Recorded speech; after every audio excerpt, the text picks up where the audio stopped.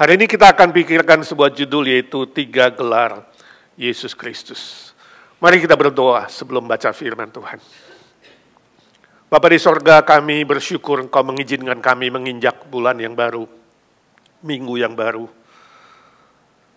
Semua karena anugerah-Mu yang besar. Tidak ada sedikit pun jasa kehebatan dari kami ya Tuhan. Sadarkan kami senantiasa makin rendah hati dan makin bersyukur dalam hidup ini. Kami mau belajar firman-Mu, pakailah hamba-Mu yang lemah, hina dan terbatas ini, urapi dia juga putri yang menerjemahkan dengan jelas dan benar. Dan juga kami semua ya Tuhan, jadikan hati kami seperti tanah yang subur, agar firman itu boleh hidup, boleh bertumbuh, boleh berbuah, berlipat-lipat ganda. Dalam nama Tuhan Yesus kami berdoa dan meminta berkat Tuhan. Amin. Mari kita baca 3 bagian firman Tuhan pada pagi ini. Yang pertama Kisah Rasul 10 ayat 42 sampai 43. Kemudian kita lanjut dengan Wahyu 15 ayat 3 sampai 4 dan Wahyu 19 ayat ke-16. Kisah Para Rasul 10 42 sampai 43 kita membaca bersama-sama 1 2 3. Dan dia telah menugaskan kami memberitakan kepada seluruh bangsa dan bersaksi bahwa dialah yang ditentukan Allah menjadi hakim atas orang-orang hidup dan orang-orang mati.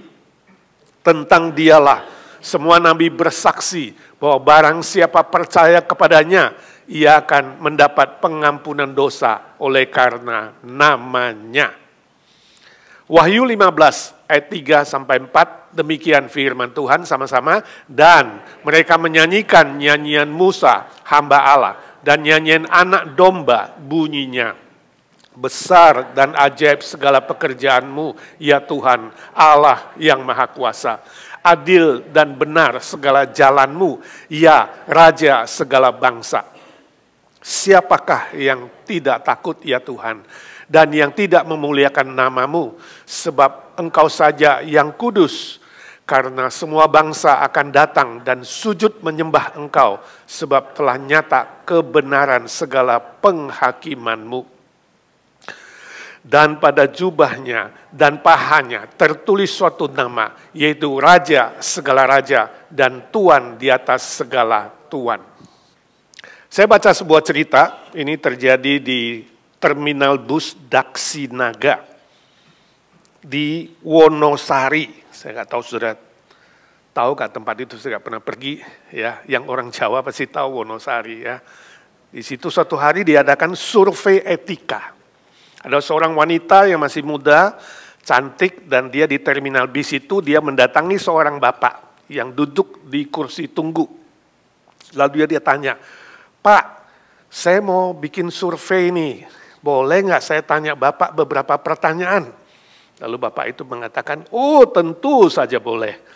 Begini Pak, kalau Bapak naik bis, ya, lalu Bapak lihat di dalam, Bapak udah duduk dan lihat di dalam ada seorang wanita yang nggak punya tempat duduk. Mau nggak Bapak merelakan tempat duduk Bapak kepada wanita itu?" Lalu Bapak itu bilang, "Tidak." Bagaimana kalau di dalam bis itu ada wanita yang sedang hamil dan dia tidak punya tempat duduk? Apakah Bapak merelakan tempat duduk Bapak untuk dia? Bapak itu bilang, "Tentu tidak."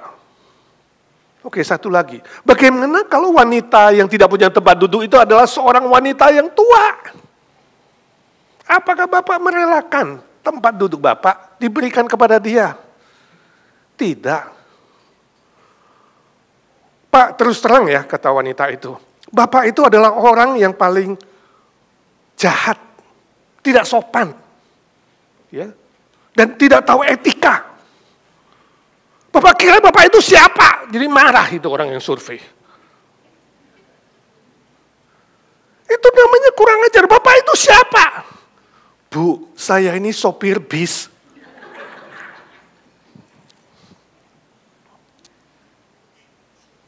Saya kata ini sungguhan terjadi, dikirim seorang ke tempat. Tapi ini yang terjadi dalam kehidupan kita sehari-hari, saudara. ada banyak sekali hal-hal di bumi ini yang membuat kita salah kira, salah sangka, salah mengerti, dan salah tafsir. Termasuk kalau hari ini kita berbicara soal kedatangan Yesus kedua kali ke dunia ini. Sejak dari abad pertama sampai hari ini, terjadi banyak sekali salah sangka, salah mengerti, salah tafsir, bahkan hal-hal yang spekulatif itu terjadi terus-menerus dan terus-menerus. Membuat sebagian orang menjadi cuek, membuat sebagian orang menjadi tidak peduli kalau berbicara soal kedatangan Yesus kedua kali ke bumi ini. Suatu kali saya khotbah di sebuah gereja tentang kedatangan Yesus kedua kali. Selesai khotbah, seorang anak muda dia datang, dia bilang, "Pak, saya dengar khotbah begini memang udah sering. You bilang Yesus mau datang, kapan Yesus datang?" Saya bilang, kalau you tanya saya kapan Yesus datang, jelas saya tidak tahu. Kalau hari ini saya bisa menjawab kamu, saya guru palsu atau nabi palsu. Siapapun yang mencoba menafsir kedatangan Yesus kedua kali adalah guru palsu, nabi palsu. Tapi saya ingin bilang, bahwa kalau pun Yesus belum datang, kamu bisa pergi. Sebab kematian itu mendadak. Hidup itu singkat, kamu tidak tahu. Jadi saya harap kalau kamu mengerti bahwa Yesus satu-satunya juru selamat kamu, bertobatlah sebelum terlambat. Saya tidak tahu habis itu dia tergerak atau dia percaya atau tidak, saya sudah tidak follow up di gereja itu. Yang pasti saya sudah sampaikan bahwa menerima Kristus itu ya adalah segera. Saudara, Alkitab mengatakan tidak ada seorang pun yang tahu kapan Yesus datang kedua kali. Ya, itu sebabnya kita tidak boleh berspekulasi. Tapi kita harus yakin, percaya, itu pasti. Bukan mudah-mudahan, bukan semoga. Itu adalah kejadian yang pasti akan terjadi. Di dalam Alkitab kita, Perjanjian Baru, itu ada 7.957 ayat firman Tuhan. Dan ayat-ayat yang berhubungan dengan kedatangan Yesus kedua kali, itu jumlahnya 318 kali. Ini artinya setiap 25 ayat, satu kali disebutkan. Jadi firman Tuhan yang sangat-sangat tegas di sini. Artinya apa? Ini sangat-sangat penting. Berita kedatangan Kristus kedua kali itu sangat-sangat penting. Untuk terus diberitakan walaupun hari ini belum saatnya. Kalau kita melihat nubuat tentang kehidupan Yesus di bumi ini, ya, ada 4 yang sudah terjadi. Kelahirannya, ya, lalu kematiannya, kalau mau 5K, kehidupannya, mujizat-mujizat banyak terjadi, bagaimana dia memberitakan dirinya sebagai Mesias yang diutus Tuhan, dan kemudian kematiannya di atas kayu salib sudah terjadi, dan kebangkitannya pada hari ketiga sudah terjadi, lalu kenaikannya ke sorga sudah terjadi. Kalau 4K sudah terjadi, dan tinggal 1K, yaitu kedatangan kedua kali, pasti terjadi. Sebab kalau 5K, 4 sudah terjadi, pasti K yang terakhir tidak akan salah dan tidak pernah gagal. Nah, hari ini kita tidak akan membahas soal kapan Yesus datang kedua kali. Ya, kita tidak akan bahas soal tafsiran A, tafsiran B yang banyak sekali spekulatif. Yang pasti kedatangan Yesus kedua kali bukan lagi dalam kesederhanaannya. Bukan lagi sebagai bayi kecil, bukan dalam kerendahannya, tetapi adalah di dalam kemegahannya, kemuliaannya, kemenangannya, kekuasaannya yang maha agung dan maha akbar dan maha besar itu. Dia datang bukan lagi mati di atas kayu salib untuk menggenapkan keselamatan bagi manusia, tapi dia datang dengan segala kemuliaannya yang besar. Dari 3 bagian firman Tuhan yang tadi kita baca bersama, Kisah Rasul 10, Wahyu 15, dan 19, ada 3 gelar yang sangat penting, 3 jabatan yang sangat penting di dalam kedatangannya kedua kali. Yang pertama, hakim yang adil. Kisah Rasul 10 ayat 42 dengan tegas berkata bahwa Yesus Kristus itu yang ditentukan oleh Allah Bapa menjadi hakim seluruh umat manusia hidup dan mati pada saat dia kedatangan kedua kali. Itu yang kita hafal setiap hari Minggu pengakuan iman rasuli. Pada hari itu semua manusia, baik hidup, baik yang mati akan dibangkitkan dan kemudian menghadap tahta putih pengadilannya yang terakhir. Dan Alkitab dengan tegas ayat 43 berkata, barang siapa yang percaya kepadanya tidak turut dihukum karena mereka sudah diampuni dosanya. Tetapi yang tidak percaya akan menerima hukuman yang kekal. Jadi hari itu ibarat hari memisahkan lalang dari gandum. Sekarang gandum dan lalang tumbuh sama-sama. Ya, saudara, kita hidup di dunia ini bergabung, bergaul, ya, berinteraksi dengan orang-orang yang belum percaya.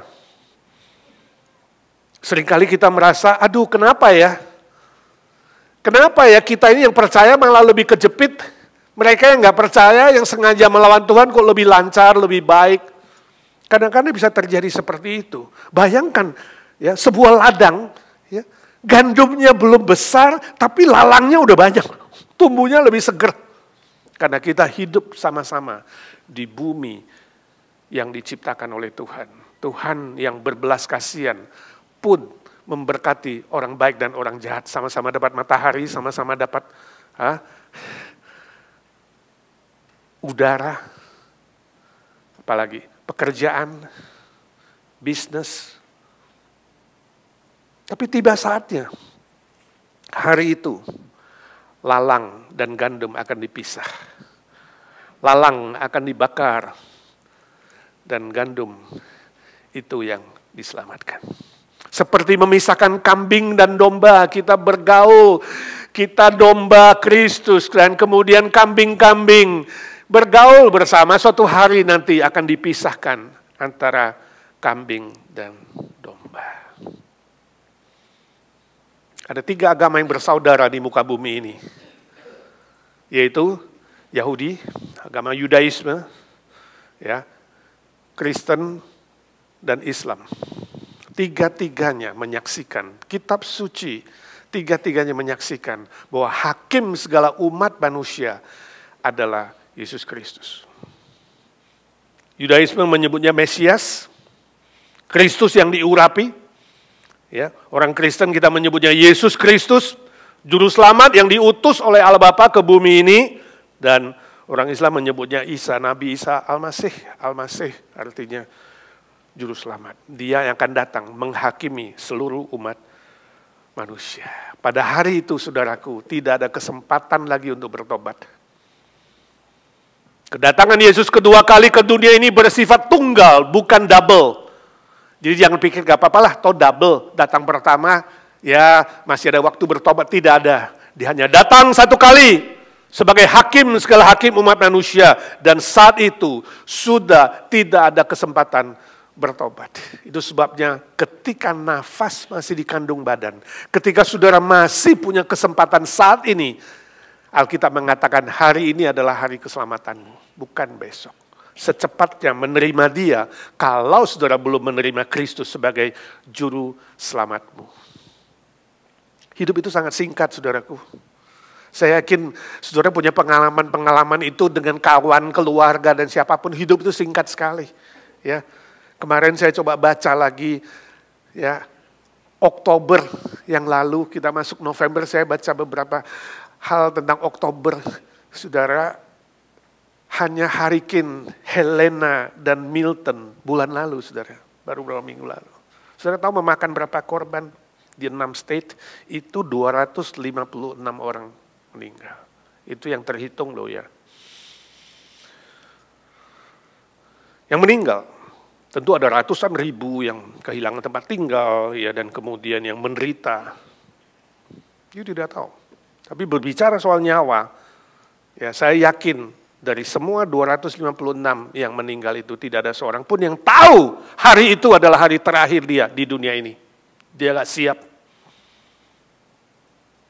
Saudara tahu, korban penembakan massal di Amerika tahun 2024 dari awal tahun sampai kemarin Oktober nih, ya, itu dari Gun Violence Archive, ya, catatan tentang kejahatan senjata api itu berjumlah berapa? 385 orang. 10 bulan ini. Yang mendadak, dar, mati. Kamu tidak sempat tahu hari itu hari terakhir. Ada satu lagi mungkin lebih kaget lagi. Korban kecelakaan lalu lintas yang meninggal. Yang meninggal, saudara, dari Januari sampai Oktober kemarin di Amerika jumlahnya 8.695. That's the number. Di Amerika, seluruh 50 state. You tidak tahu. You tidak tahu kapan maut itu datang. Ya.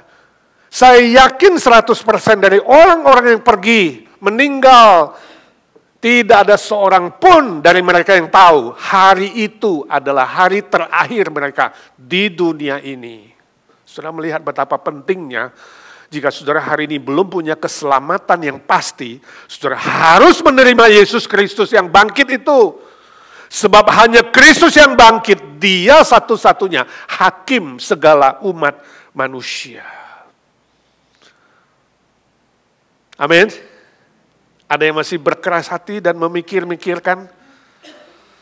Saya harap Tuhan berbelas kasihan padamu supaya kamu jangan meninggal dulu sebelum menerima Dia.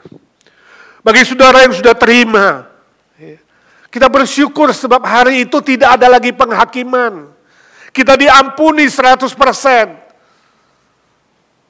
Diselamatkan. Masuk ke dalam kekekalan. Bukan tinggal di bumi 1000 tahun seperti saya katakan. Selama-lamanya bersama dengan Tuhan.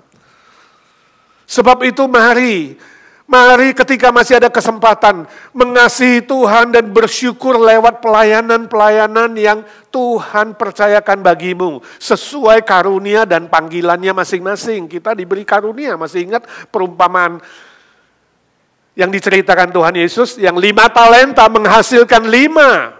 Yang 2 menghasilkan 2. Upahnya sama, mereka disebut hamba yang baik dan setia. 5 gak lebih hebat dari 2. 2 gak usah minder dari 5. Sebab masing-masing Tuhan tahu memberikan sesuai dengan kemampuannya. Yang pasti, 5 hasilnya 5, 2 hasilnya 2 artinya apa? Maksimal. Pakai maksimal. Yang 1 menanam. Dan dia disebut hamba yang malas dan jahat. Izinkan saya tanya. Kalau engkau harus meninggal dunia dan menghadap pengadilan dari Tuhan, kira-kira kamu disebut hamba yang baik dan setia atau hamba yang malas dan jahat? Which one? Yang mana? Saya tidak tahu jawabnya, hanya saudara sendiri yang tahu jawabannya. Amin. Suatu kali ada seorang pendeta berkhotbah mengajak jemaatnya untuk mulai melayani, berbuat sesuatu, sebab Yesus akan datang kedua kali. Habis khotbah, seorang tante datangin dia, mengatakan, Pak Pendeta, saya terus terang ya, gak tahu pendeta, kalau nanti saya gak masuk ke dalam sorga juga gak apa-apa lah Pak. Loh maksud tante apa gak mau masuk sorga? Bukan, kalau saya gak layak ya saya di halaman aja lah. Ya tolong doakan, saya di halaman bisa bantu-bantu bersihin kotoran, sampah, nyapu-nyapu lah. Lalu Pak Pendeta bilang, Tante ingat ya, sorga gak ada kotoran yang mau disapu. Gak ada sampah yang mau disapu. Jadi mau melayani Tuhan sekarang nih ya, kalau mau cleaning saudara. Ada sekarang, jangan tunggu nanti di sorga gak ada. Jadi mari saudara, ini humor mengajarkan kita bahwa setiap orang Kristen itu perlu memikirkan, aku bisa lakukan apa ya untuk Tuhan waktu masih hidup seperti ini. Jangan tunggu nanti. Tapi sekarang ini ketika masih hidup Tuhan, aku bisa lakukan apa untukmu. Sehingga nanti aku tidak tangan hampa bertemu dengan Tuhan. Dan Tuhan mengatakan, mari hambaku yang baik dan setia. Masuklah ke dalam kebahagiaan Tuhanmu. Yang kedua, gelar atau jabatan kedua, Raja segala Raja. Wahyu 19 ayat 16. Kristus Sang Firman yang sudah inkarnasi ke dunia ini, yang sudah mati dan bangkit itu, kelak dia akan menjadi Raja segala Raja. Alkitab mengatakan semua lutut akan menyembahnya, Semua lidah akan mengaku dialah raja, segala raja yang patut disembah dan dipuja dan dipuji. Artinya apa? Bila Yesus Kristus adalah raja, maka seharusnya kita belajar untuk apa? Tunduk mutlak, dia raja. Saudara, kalau raja di bumi ini punya otoritas mutlak. Dia katakan A harus A, dia katakan B harus B, maka semua rakyatnya harus tunduk secara mutlak. Sebab semua pemerintahan di dunia ini kelak akan tunduk kepada dia. Tadi lagu yang kita nyanyikan bagus sekali, ya, bahwa segala bangsa akan tunduk kepada kekuasaan Tuhan Yesus. Sebab itu kita harus lebih percaya, lebih taat, karena dia raja. Jangan banyak bertanya. Ya, kalau dia betul-betul adalah raja, jangan mengatakan, Tuhan aku sih mau percaya ya, mau taat ya, asalkan titik. Ya, asalkan Tuhan kasih dulu A, kasih dulu B, kasih dulu C. Atau Tuhan aku mau percaya dan taat, jikalau titik. Kadang kita bisa negosiasi sama Tuhan begitu ya. Pernah gak sih saudara? Atau mengatakan Tuhan aku mau percaya dan taat, tapi Tuhan, aduh gimana sih, gue sih mau buat sesuatu, tapi gak ada waktu, tapi gak ada ini, tapi itu. Coba bayangkan saudara punya anak, lalu saudara memberi sesuatu perintah atau order atau permintaan lah, ya, supaya dia taat melakukan apa yang kamu usulkan. Lalu anaknya bilang, Pak, aku sih mau sih ya, tapi gimana ya, beliin mobil dulu dong. Ya. Jikalau saya punya mobil dan lain-lain, asalkan, aku mau taat sih, asalkan ya dikasih dulu dong bonusnya, dikasih dulu ininya, itunya. Jadi mengajukan syarat. Kira-kira bagaimana perasaan saudara sebagai orang tua? Saya yakin saudara mengatakan, ya ini ketaatannya kayaknya nggak murni ya. Ya kalau dia melakukan apa yang aku minta kayaknya nggak tulus nih, nggak murni. Mungkin ada sedikit rasa kecewa atau sedih.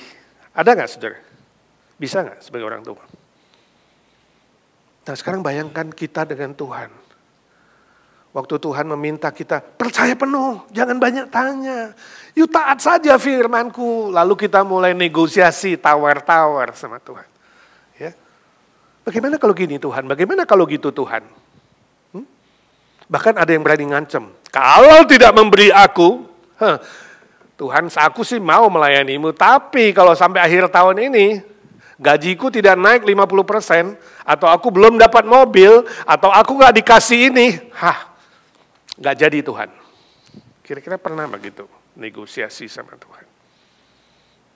Jangan saudara. Ya, ingat, dia raja. Kita harus taat dan percaya. Apa katanya? Nah, izinkan saya tanya, selama ini siapa yang paling berkuasa dalam hidupmu? Siapa yang paling berotoritas mengatur hidup saudara? Istrimu? Suamimu? Mertuamu? Anakmu? Mantumu? Kawanmu? Siapa? Siapa yang paling berkuasa? Ingat ya, semua manusia di muka bumi ini bersifat terbatas dan sementara. Hanya Yesus Kristus yang mutlak, berotoritas, kekal, dan firman-Nya pun kekal selama-lamanya. Yang ketiga, Tuhan di atas segala Tuhan. Wahyu 19:16b. Istilah Tuhan di situ adalah sama dengan Tuhan, Lord. Ya, dalam hubungan manusia, dalam kehidupan berinteraksi secara horizontal, kadang juga kita ada mendengar Lord, Tuhan. Tuhan, segala Tuhan. Artinya, Kristus yang patut dan pantas menerima pelayanan kita. Sebab dia Tuhan, Tuhan dilayani. Kalau dia Tuhan berarti kita ini apa? Hamba. Kita pelayan, dia adalah Tuhan. Tadinya Kristus yang adalah Tuhan segala Tuhan, Tuhan segala Tuhan. Dia rela merendahkan dirinya. Filipi pasal 2, dia mengosongkan dirinya. Seperti hamba. Saudara melihat? Dia duluan kasih contoh. Dia datang sebagai hamba. Bahkan hamba yang rela mati di atas kayu salib, kata Filipi pasal 2. Makanya dia ditinggikan. Itu ayat pembimbing kita tadi. Ditinggikan sebagai Tuhan segala Tuhan, semua lidah akan mengaku dan semua lutut bertelut Yesus adalah Tuhan, Lord. Kalau dia Lord Tuhan, maka kita adalah hamba.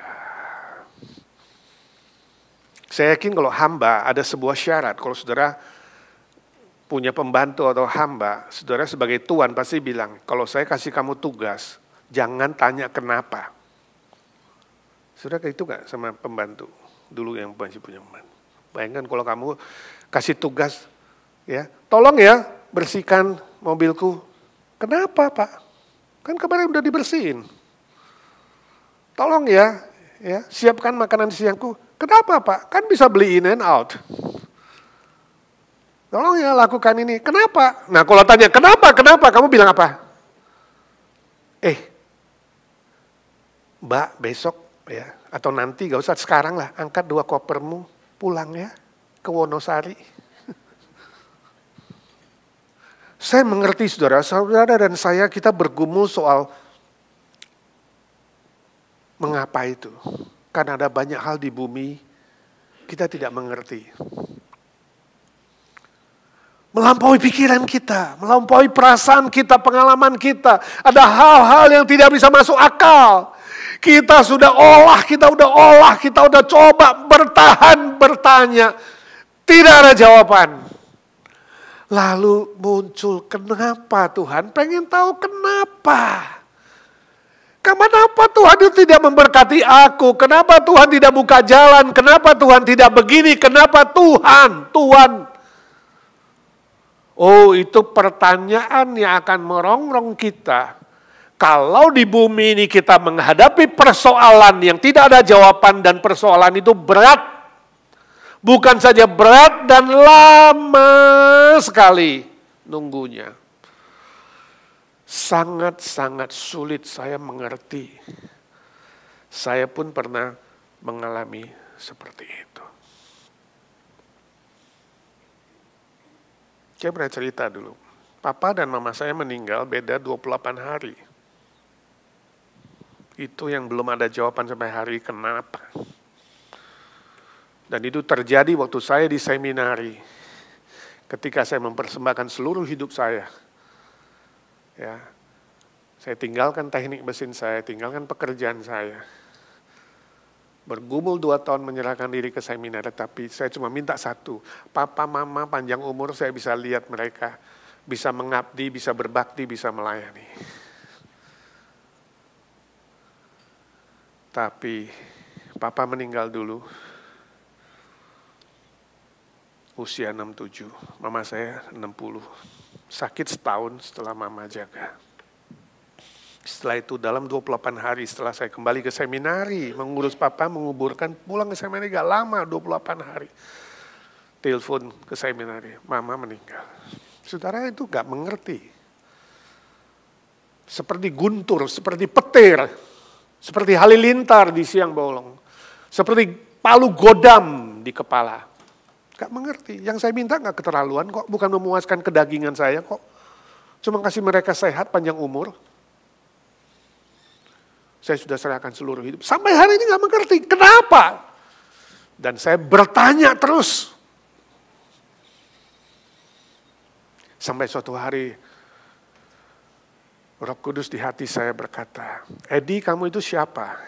Ingat, kamu siapa? Kamu menyerahkan diri menjadi hamba Tuhan. Pantaskah seorang hamba bertanya kenapa? Cuma itu saja. Kalau kamu menyebut dirimu hamba, pantas gak kamu tanya? Kepada Tuhan segala Tuhan. Sejak itu stop bertanya. Satu hari saya akan mengerti. Saya tidak tahu apa yang terjadi pada hidup saudara. Berat, sulit. Kita terus doakan orang-orang yang bergumul, gak gampang saudaraku. Tapi bertahan. Kalau kita masih bulut, kita masih mengatakan, ya Tuhan Yesus, Engkau Tuhan, segala Tuhan. Katakan, ya Tuhan, aku hamba, walau gak mengerti. Roma 8:28, dia turut menambahkan energi dan kebaikannya. Suatu hari kita akan mengerti, mendatangkan kebaikan. Saya baca seorang misioneri ke Afrika. Baru mau berangkat bawa satu koper naik kereta api, ini long time ago. Dia ke daerah primitif yang masih kanibal, terjatuh di rel mau naik kereta api, saudara, terjatuh. Kakinya dikilas, patah satu, saudara. Dari paha ke bawah. Mau jadi misioneri loh, menyerahkan seluruh hidup loh. Itu sebabnya kita tidak percaya. Ya, yang katakan, oh ini takdir, oh ini rencana Tuhan, semua rencana Tuhan. Enggak, tidak, saudara harus sadar ada iblis yang akan mencoba dan akan menjatuhkan. Ini peperangan rohani. Dia pakai kaki palsu sembuh. Begitu sudah sembuh pakai kaki palsu, datang perintah kedua, balik ke Afrika.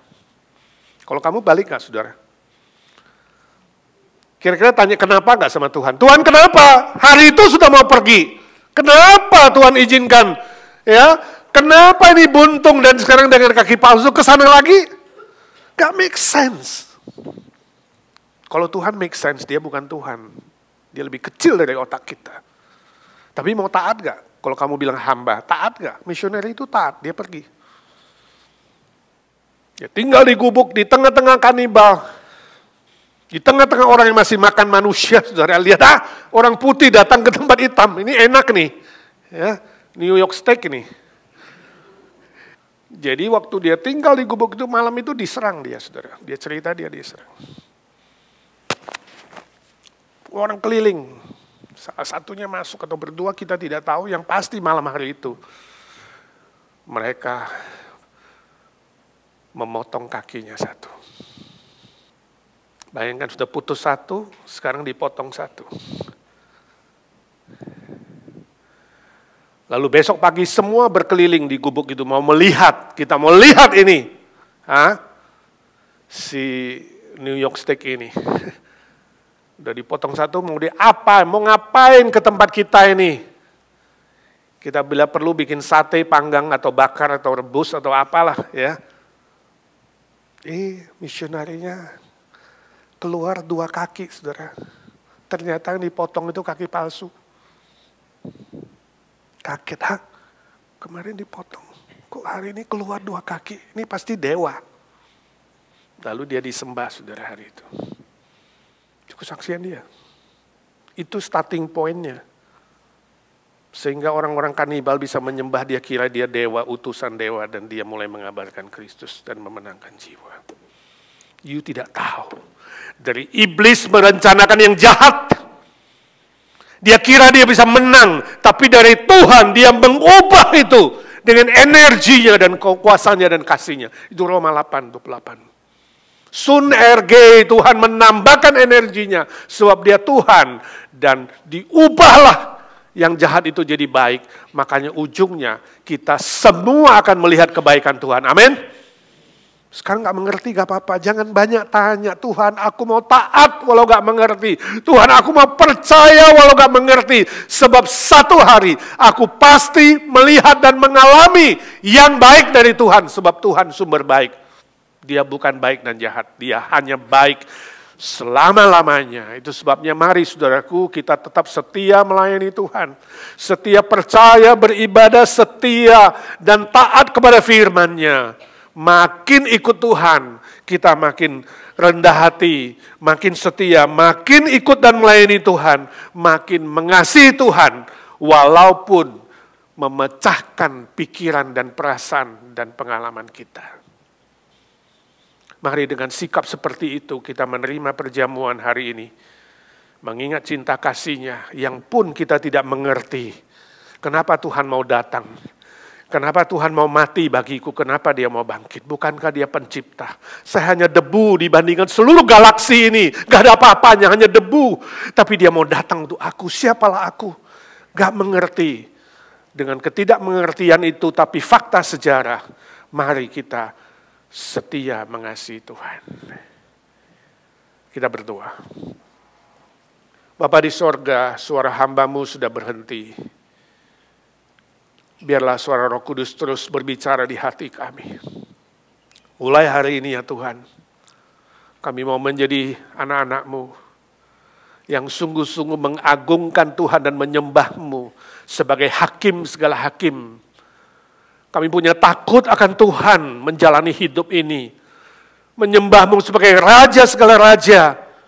Dan kami sungguh-sungguh menjadikan Engkau yang paling berkuasa dalam hidup kami. Dan Engkau Tuan segala Tuan, dan kami adalah hamba yang tidak pantas mengajukan syarat dan tidak pantas berkata mengapa. Beri kami kekuatan iman dan ketaatan yang mutlak. Sebab kami tahu pasti satu hari kami akan melihat dan mengalami kuasa mujizat-Mu dan kasih-Mu yang mendatangkan kebaikan dalam hidup kami. Persiapkan hati kami menerima perjamuan dengan hati yang mengasihi Tuhan.